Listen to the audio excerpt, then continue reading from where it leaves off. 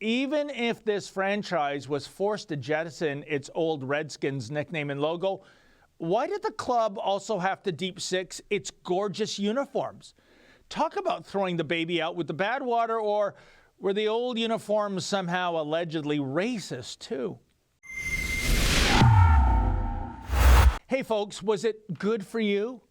I speak of the new nickname and logo for the Washington football team, aka WFT, although more like WTF if you catch my snowdrift. Alas, the Redskins moniker and the Indian head logo were permanently benched back in 2020.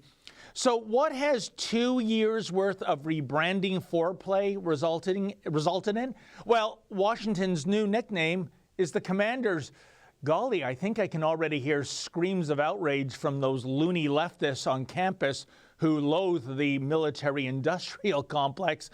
As for the team's new whiz-bang logo, well, if you can imagine, after some 24 months of tinkering and blue skying and conducting focus groups and marketing surveys, etc., the end result is a stylized W.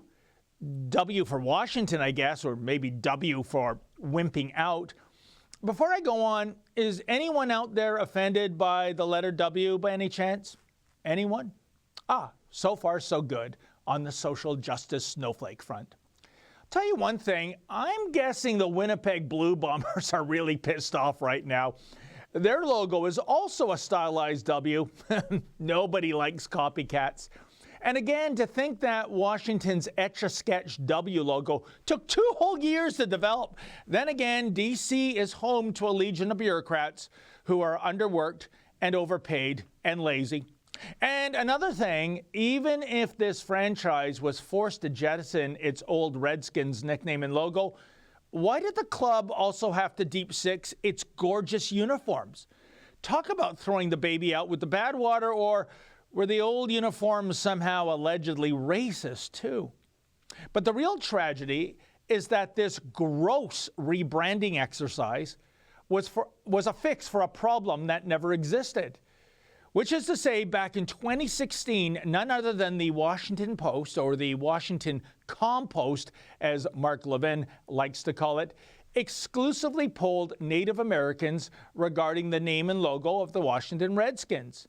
Get this, more than 90% of Native respondents were not, I repeat, not offended by the logo and nickname of this franchise.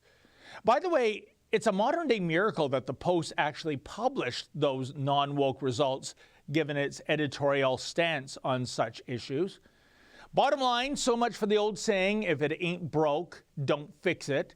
Indeed, the Washington football franchise caved to PC-fueled pressure to fix its branding, and the end result is about as satisfying as a can of flat new Coke.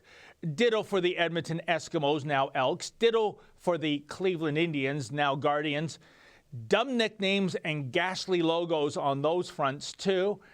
As for the Braves, Blackhawks, and Chiefs, hey guys, don't get too comfortable. The rank-and-file members of the cancel culture mob are coming for you next, and their appetite is insatiable. For Rebel News, I'm David the Menzoid Menzies. Hey folks, the Rebel News store doesn't have any trench coats, but I'll tell you what it does have: t-shirts, sweatshirts, hoodies, caps, everything you could possibly ask for that loved one on your Christmas list. Please go to the Rebel News store and order your Rebel News merchandise today.